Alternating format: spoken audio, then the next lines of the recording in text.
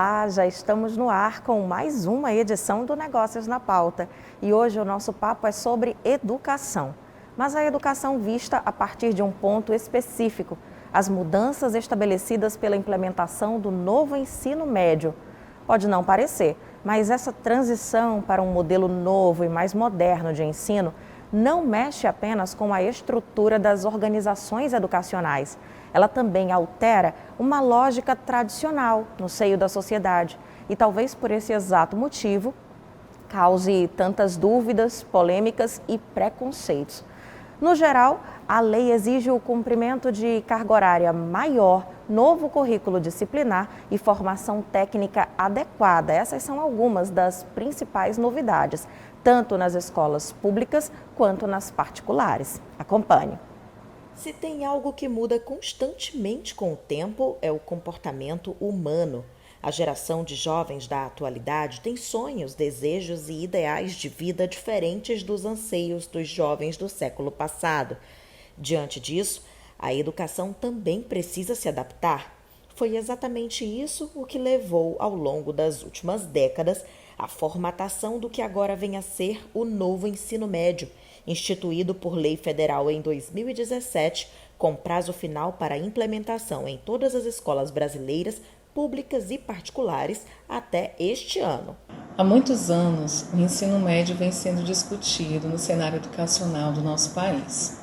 Muito tem se falado sobre o significado, o sentido, a importância e principalmente a motivação que os jovens têm dentro de todo o currículo do ensino médio. Por isso, em 2017, foi aprovada a lei do novo ensino médio, com uma série de ações que todas as escolas, todos os sistemas de ensino precisariam se adaptar para conseguir tornar esse ensino médio mais significativo para o estudante. A primeira grande mudança neste novo modelo é o estabelecimento do total de 3.000 horas na carga horária acadêmica para os 3 anos do ensino médio. As horas-aula são divididas em 2 grandes blocos. Um é dedicado à formação geral básica, que reúne as disciplinas das 4 áreas do conhecimento: ciências da natureza, matemática, português e ciências humanas. O outro bloco é o dos chamados itinerários formativos. Essa talvez seja a grande transformação desse novo ensino médio.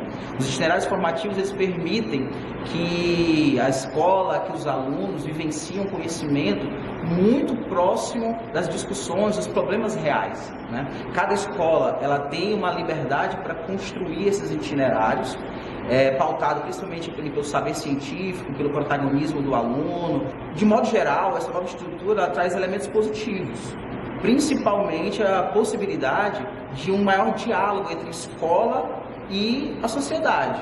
Nesta escola, que implementou este ano o ensino médio, a preparação para oferecer o segmento começou já com o olhar voltado para o novo modelo. A primeira foi formação e capacitação dos nossos professores para entender mais sobre essa proposta do novo ensino médio. A segunda foi trabalhar em cima da nova carga horária, que antes ela era baseada em 800 horas e agora em 1.000 horas. A terceira etapa foi a escolha dos itinerários formativos pelos alunos. E a quarta foi dividir, compartilhar com todos os familiares e nossos próprios estudantes como seria essa realidade do novo ensino médio no ano de 2022. Agora vem a parte prática, em sala de aula. Na prática, as aulas acontecerão em alguns dias baseadas no antigo ensino médio, que é isso que a gente já conhece, onde o foco é o conteúdo. E em outros dias, as aulas acontecerão baseadas no novo ensino médio, onde o foco é o aprofundamento e o projeto de vida. Isso tudo em uma abordagem nas metodologias ativas, onde o aluno é protagonista da sua própria aprendizagem.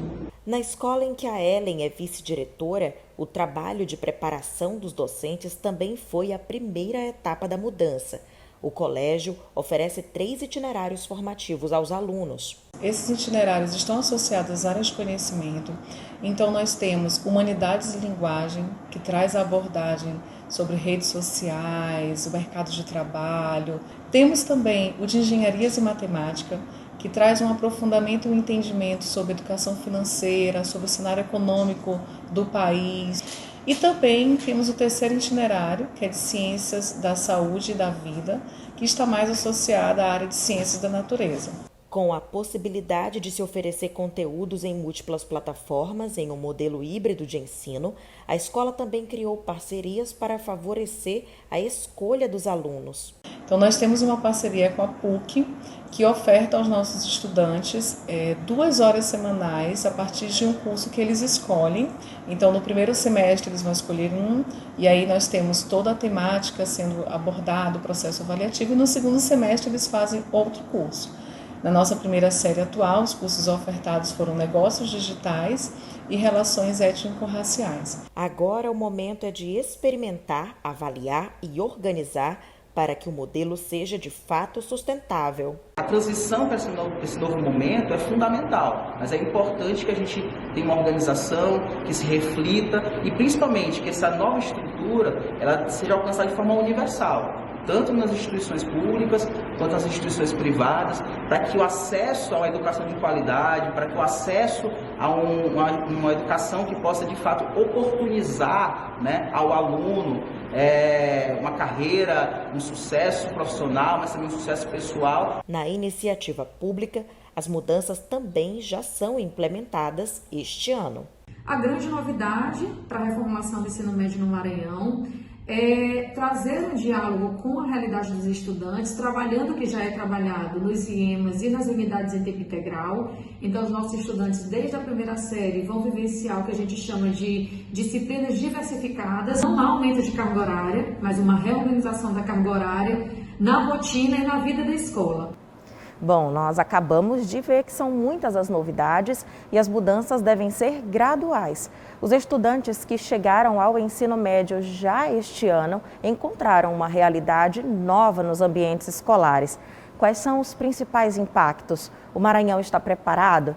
O que é mais urgente para que o modelo funcione, dê certo e comece a apresentar os primeiros frutos? Estas são algumas das questões que hoje nós vamos buscar entender mais a fundo. Então aqui eu já vou apresentar e dar as boas-vindas aos nossos convidados de hoje. Nós temos as presenças da professora Elza Baluz, diretora-geral da Escola Upauaçu e diretora do SINEP, o Sindicato dos Estabelecimentos Particulares de Ensino do Maranhão.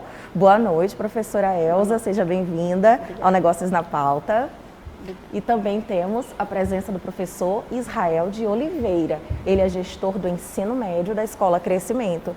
Boa noite, professor Israel. Seja bem-vindo também ao Negócios na Pauta. Nós que agradecemos. É de grande valor poder discutir sobre um assunto que ainda causa muitas dúvidas e tem tantos pontos de equívoco. Então, para começar o nosso papo, eu vou ouvir de vocês um pouco a respeito de como a gente chegou a esse modelo, que tanta gente pensa que foi esse ano ou ano passado, e na verdade a gente já vem caminhando há um bom tempo com muitas discussões, muito estudo, muita pesquisa e muito investimento, né? Então, começo ouvindo a opinião de vocês a respeito do que a gente tem hoje, professora Elza e professor Israel. Fique à vontade, Cira. Boa noite, Dalva. Obrigada pelo convite. É um prazer falar de educação. Na verdade, essa reforma do ensino médio, ela é em torno mais ou menos dos anos 2000, início. E especialistas da área de educação começaram a conversar e discutir por que tanta evasão no ensino médio. E essa pergunta que não queria calar, por que os jovens, né, brasileiros saíam antes de completar, chegar até a terceira série. E perceberam que não havia nenhum atrativo para continuar o ensino médio. É isso na rede pública, e eles precisavam, então, investigar também na rede privada. Depois eles buscaram outras pesquisas para o ensino superior, que reflexos tinham no início da faculdade, no início dos cursos, né, de graduação. Perceberam que 48%, 49% dos alunos entravam na faculdade e até o segundo período trancavam os cursos. E essa geração ficava meio perdida aí, sem saber exatamente o que eles queriam. Não se encontravam naquela primeira escolha.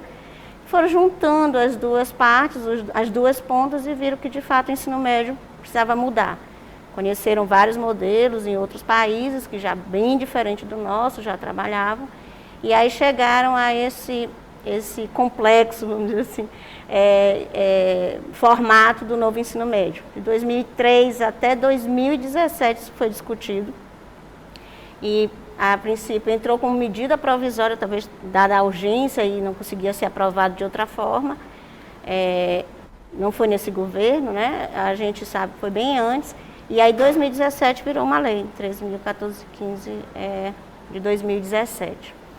E então, uma série de mudanças foi iniciada na cabeça dos educadores para quando chegasse esse momento de implementar o novo modelo. Então, qual que é a sua opinião e a sua visão a respeito dessas mudanças, professor Israel? Eu acho que é a primeira vez que a gente consegue ter um modelo em que o que começa de fato a fazer a diferença é a escola para a faculdade, não o contrário. A gente tinha sempre os editais dos vestibulares determinando o que os alunos deveriam estudar para poder fazer o vestibular tão famigerado, né, tão temido. Com a BNCC, né, e com o novo ensino médio, o aluno, na verdade, tem um currículo básico que ele deve compor, né, no seu tempo de estudo. E isso, de fato, faz uma diferença muito grande. A gente, muito provavelmente, ainda vai falar bastante sobre protagonismo e a flexibilidade dos estudos, mas eu acho que essa geração, e que a gente viu durante muito tempo chamado de nem, né, nem trabalha e nem estuda, pode ter um atrativo muito maior no ensino médio agora com todas essas mudanças. Exatamente esse ponto que você colocou de o aluno, o estudante sair do ensino médio, do segundo grau, que muita gente ainda conhece dessa maneira, para acessar o ensino superior de forma mais assertiva na carreira que vai lhe dar sucesso, sim, sucesso, felicidade, a sensação de que fez a escolha correta, parece ser mais factível a partir do que ele vai começar esse aluno a ver em sala de aula. Mas e para aquelas pessoas, pergunto eu, que pensam, que temem que lá no ensino médio essa criatura ainda não tenha maturidade para saber projetar o futuro dele? A gente tem um projeto de vida para isso, né, professora Elza? A ideia é que o aluno se conheça ao longo do desenvolvimento dentro do ensino médio. De fato, a maturidade falta para muitos. Eles têm a opção de escolher e os itinerários formativos têm essa intenção justamente de aprofundar os conhecimentos do aluno em relação ao que ele tem pensando no futuro do seu projeto de vida. Mas e se eu fizer uma escolha errada? Eu posso mudar durante o período do ensino médio? Pode, na verdade a descoberta faz parte do processo, né? Então, essa ideia de poder ter um projeto de vida sendo construído ao longo das etapas de primeira, segunda e terceira série do ensino médio, acho que favorece muito mesmo aquela cabeça ainda com pouca maturidade para escolher o futuro. Professora Elza, isso me leva a indagar a respeito dos alunos cuja realidade não é tão favorável em muitos quesitos, sociais mesmo. Então, às vezes, a preocupação dessa família ou desse aluno de baixa renda nas escolas públicas é o café da manhã do dia seguinte. Projetar um futuro que para ele talvez não seja nem algo fácil de visualizar, talvez cause algum receio. E como a senhora é também do Cinep, pode ter um olhar macro para as escolas, estabelecimentos particulares, sim, mas para o ambiente educacional no Maranhão, qual que é a sua avaliação nesse sentido? Olha, estar na escola é sempre melhor do que fora dela, né? Eu acho que o fato de se tornar mais atrativa e ter essa possibilidade de escolha, é claro que isso não é de escolher tudo, mas há uma parte do ensino médio que pode ser escolhido, já faz com que o aluno vá para a escola. Então, o aluno de qualquer classe social estando na escola é essencial para o futuro dele, né, da própria família e da sociedade como um todo. Então, acho que o Maranhão ganha com uma escola pública de qualidade, com o novo ensino médio, e eu acho que há um esforço nesse sentido para que aconteça. Há vários exemplos, né, escolas trabalhando para isso. Mas eu vejo que, como o Israel falou, a principal questão dessa flexibilidade de projeto de vida é que é permitido para esse aluno, para esse estudante tão jovem, às vezes ele entra no ensino médio com 15, 16 anos, é que eles podem mudar de área dentro do ensino médio para que eles possam realmente se identificar com que carreira eles se veem estabelecidos, trabalhando, né? E como tu falaste, realizados. A ideia de felicidade é de realização. Perfeito. Né? E se eles precisam assumir ou criar profissões que nem existem hoje, imagina se eles tivessem o ensino antigo. Né? Um modelo antigo já não ajudaria mesmo. Verdade. Né? Se ao longo da vida deles eles podem ter, inclusive, profissões diferentes. Né? Eu acho que o principal entendimento é que carreira não é mais uma profissão, é de fato seu projeto de vida. E como é bacana poder perceber que o autoconhecimento é a chave para tantas coisas na vida e agora mais do que nunca para a educação também. As famílias precisam respeitar a essência de cada filho e parar um pouquinho, né, gente, de interferir às vezes naquilo que se vai escolher para viver na profissão, o que ainda é muito comum. A projeção dos pais, o projeto é dos pais e não tanto dos filhos, né? Nesse sentido, a gente faz uma rápida pausa, porque tem mais assunto aqui para a gente conversar a respeito e na volta nós vamos saber mais sobre a implementação e as mudanças trazidas com o novo ensino médio. É já já. Negócios na pauta de volta. Hoje nós estamos tratando do mercado educacional com foco no ensino médio brasileiro. Aqueles 3 aninhos finais da carreira escolar que preparam os estudantes para a escolha da profissão que irão seguir. O ensino médio passa por mudanças que começaram a ser planejadas muito mais que 20 anos atrás.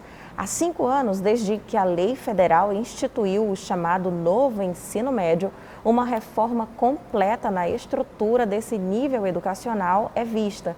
Falando em escolha de profissões, vamos voltar aqui a conversar com os nossos convidados. Temos a professora Elza Baluz, da Escola Pão-Açu, diretora do Cinep, e o professor Israel de Oliveira, da Escola Crescimento.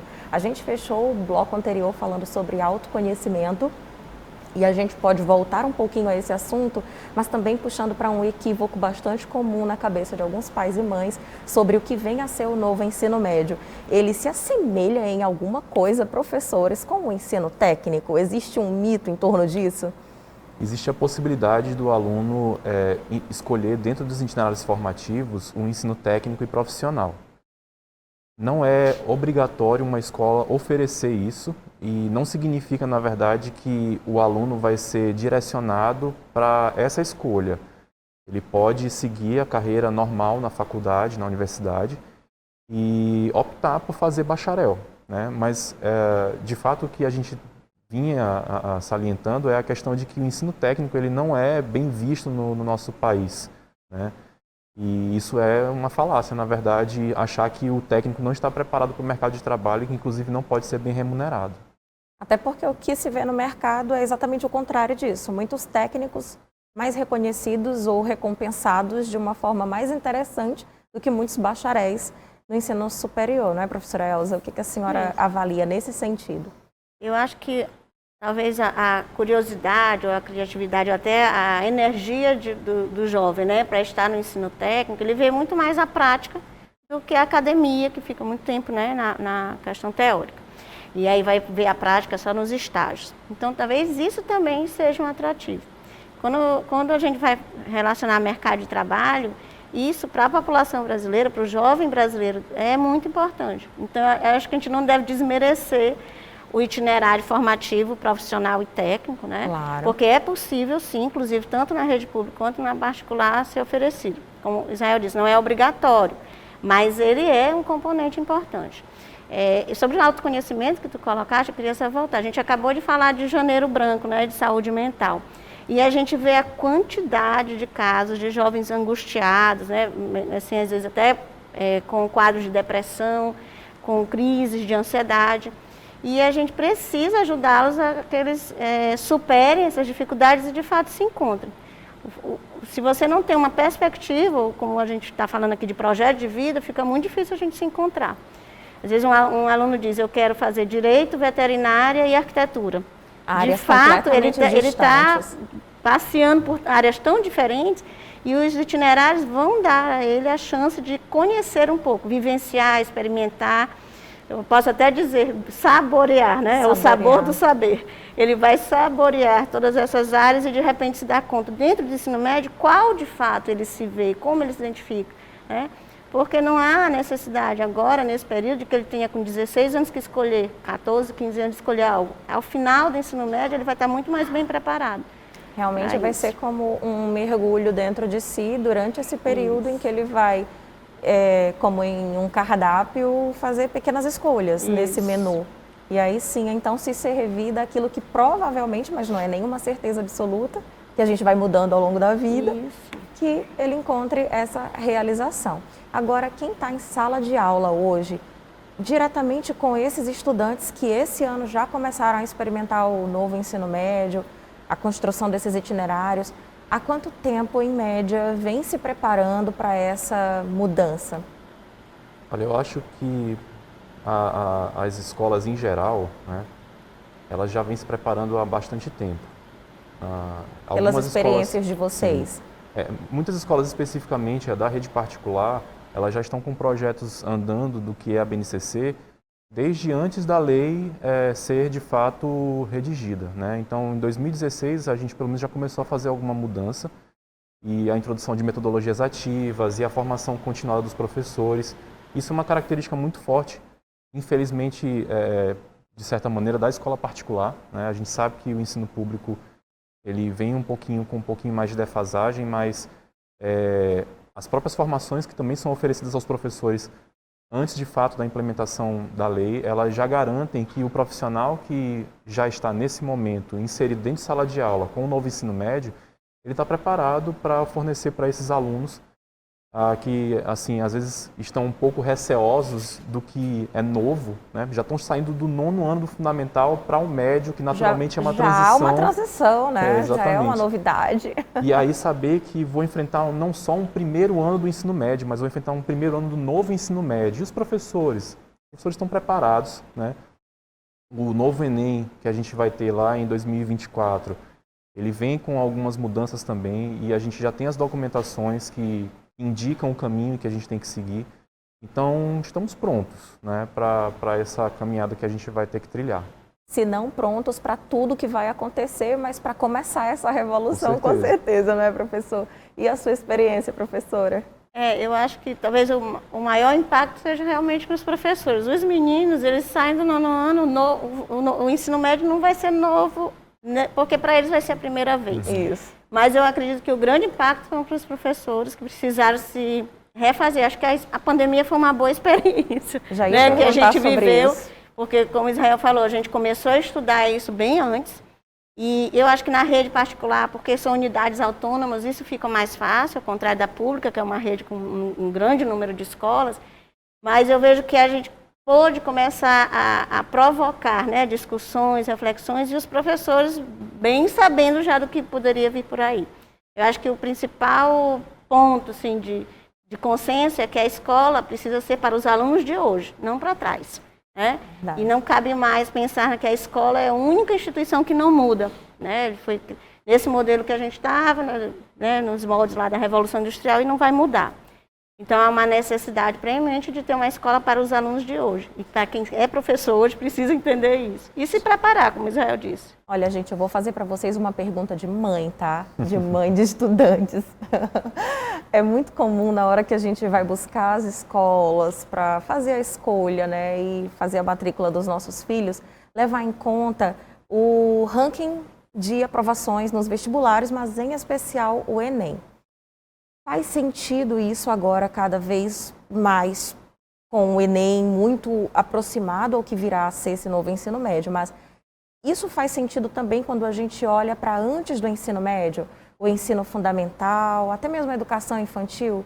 Faz sentido levar em conta o Enem e a performance da escola para definir qual vai ser a escola dos meus filhos? Como eu e Elza, a gente estava falando antes do projeto de vida, né, Elza? Acho que faz muito sentido se o projeto de vida tiver em vista o Enem. Mas a gente tem múltiplos projetos políticos pedagógicos em diversas escolas que atendem aos mais diversos públicos. Então, em termos, respondendo à pergunta da mãe, em termos mercadológicos, acho que cada escola ela tem, de fato, uma proposta que deve ser conhecida e se enche os olhos da família, a gente aprofunda um pouquinho mais, faz um teste de sondagem e entra na escola, né? Então, assim, o público ele é diverso. A ideia do que a escola oferece na base, em termos de conhecimento, com a BNCC, vai ser comum para todo mundo. A forma como cada escola trabalha é que eu acho que é diferente. A metodologia, então, né? isso tem que estar em vista. Então, o ranking do Enem, ele vai ser importante para quem tem o Enem em vista. Mas tem gente que nem quer fazer Enem. Verdade. Tem gente que nem quer fazer vestibular, né? Então, eu acho que isso é um ponto que tem que ser tocado, né, Elza? Eu gostaria de te responder essa pergunta com outra. Vamos lá. Tu contratarias alguém que passa 16 anos em média se preparando para um único evento? Será? Contratarias teu filho se ele passasse exclusivamente a vida escolar se preparando para o Enem? Única e exclusivamente? Então, quando um pai de aluno, uma mãe me pergunta, Elza, qual é o ranking do Enem do Pão Açu? Lá no maternal, eu digo, é só o Enem que você precisa? Eu acho que eu quero te oferecer mais. Então, assim, eu acho que o ranking, ele não é saudável. Porque a cada época vai mudando os cálculos, vão mudando os alunos. E, de fato, para o que Enem surgiu, ele já se desvirtuou totalmente. Ele fugiu totalmente da curva do que a gente esperava. Inclusive, para elevar a qualidade da educação, não foi isso que foi. Continua um grupo de escolas enfim, de métodos e a custo, às vezes, né, de muita depressão, muita angústia. Por isso também muita gente não entra, passa no Enem, mas não consegue, né? A gente vê isso muito também frequente. Então, a escola precisa se desconstruir isso. Se é, de fato, a gente vai ficar preso. Imagina um ranking na educação infantil, como seria, né? Hoje a gente é demandado para trabalhar socioemocional, educação financeira, tantas outras coisas que a gente não tinha antes. A escola precisa acolher as demandas da sociedade, assistir bem essas crianças e adolescentes. Imagina se a gente for... Então, aqui a filosofia do PAON é mais, né? E não é só o Enem. Claro que tem excelentes resultados, a gente acredita nisso, mas não pode ser construído a custa de depois ele não dar conta, né? E depois do Enem? Não vem a ser essa camisa de Exatamente. Força, né? E depois do Enem? Então, eu acho que tem muita coisa para fazer na escola e fazer bem feito e, como eu te falei, com muitas experiências ricas e saborosas e proveitosas. Muito interessante. Falas em sintonia aqui. Se a ideia for só o Enem, foca no Enem. Agora, se quiser ser humano, né? Exatamente. Aí olha um pouquinho mais além do ranking.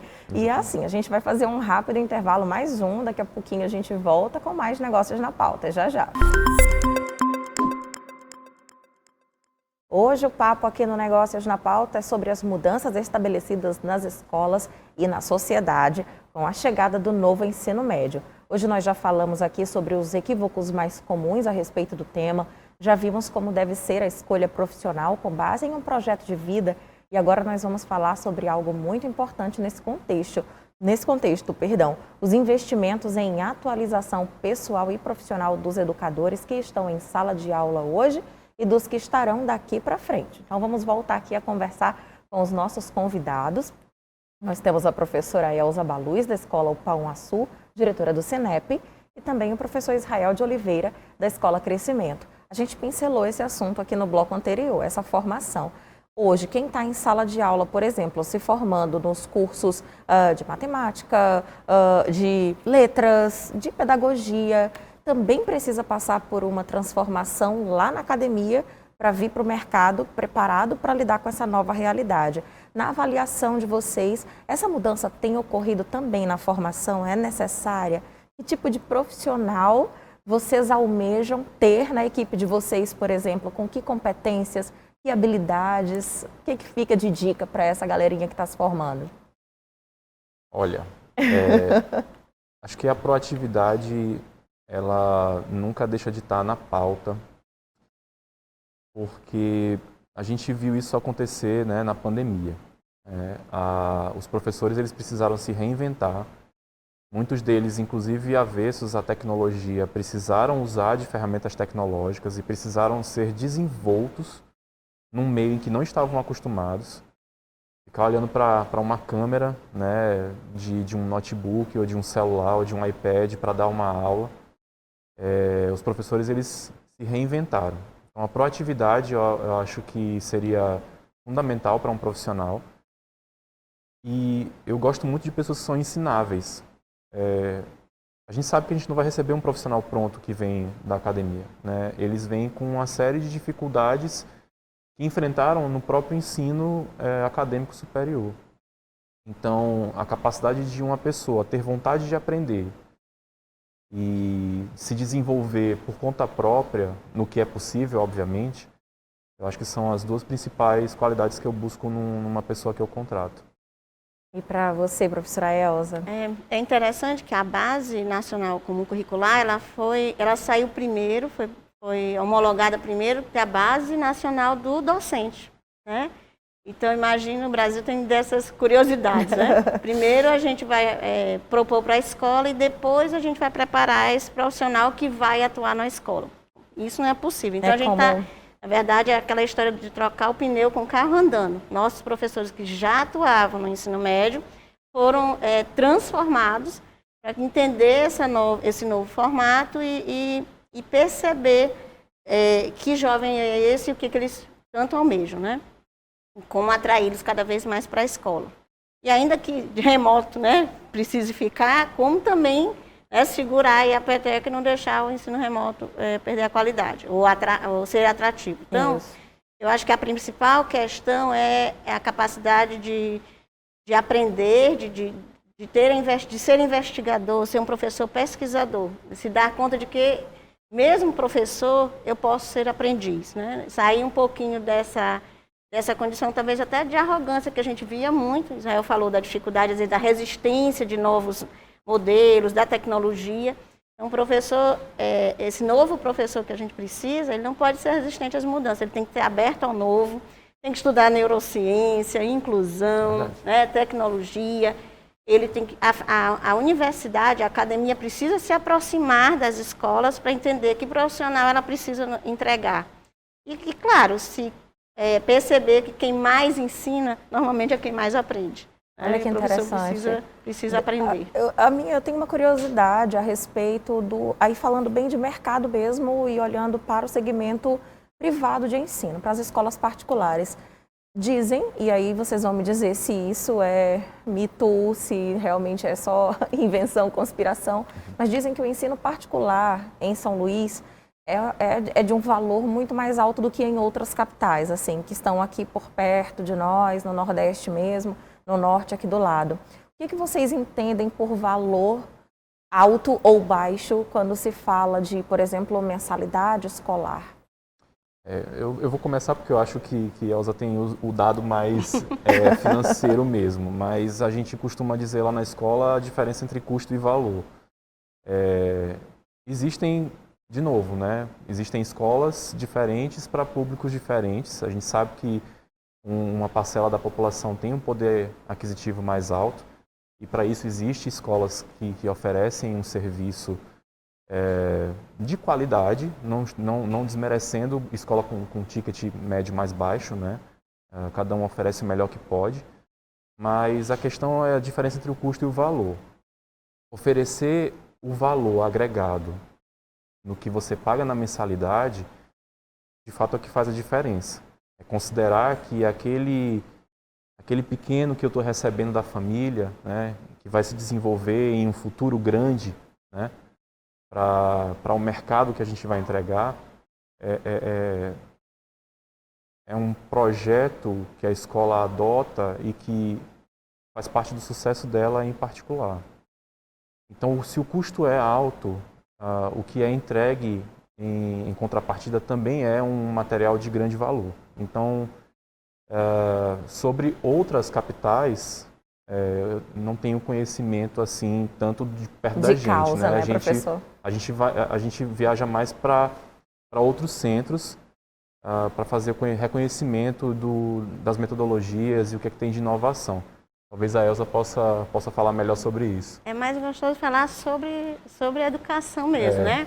Mas eu queria fazer uma provocação, né, Isso, Dalva? à vontade, eu acho assim, existe uma ilusão de que do que é público é de graça. Na verdade, não é. Não é. E é caro, né? À medida que a gente paga tantos impostos e quando a gente não tem de volta, mais caro fica. Educação é investimento, qualquer que seja ele. se a escola pública funcionando bem, eu sou uma defensora da escola pública, a particular vai ser sempre uma opção, né? E de fato é assim, porque as famílias nos procuram, chegam até nós por identificação, naturalmente, que esse que deve ser o primeiro ponto, né? E com o intuito de investir nos seus filhos, né? Até não só no futuro, eu fico reforçando isso, mas no presente, que a educação a gente precisa para os nossos filhos de hoje.